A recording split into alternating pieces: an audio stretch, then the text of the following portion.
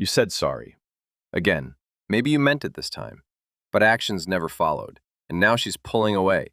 You think it's her codependency. Nah, man, it's physics. Broken trust doesn't heal on words alone. Physiology. Her nervous system is fried from the unpredictability.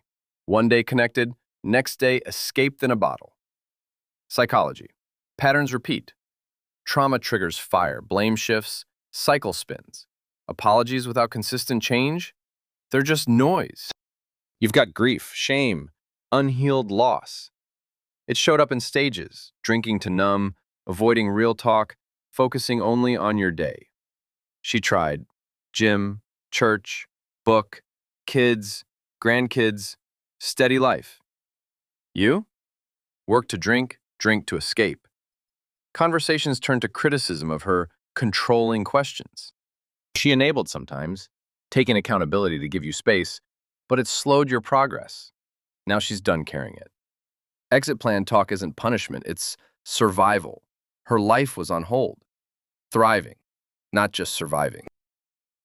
If you're finally seeing it, good. But don't expect quick fixes. Damage is deep. Trust rebuilds slow, with proof. Radical responsibility means no more blame split. Focus on you. Heal your patterns. Or she'll walk, and the next one might notice faster. Either way, stop sabotaging. Start small. Own it fully. That's the only way out of the valley.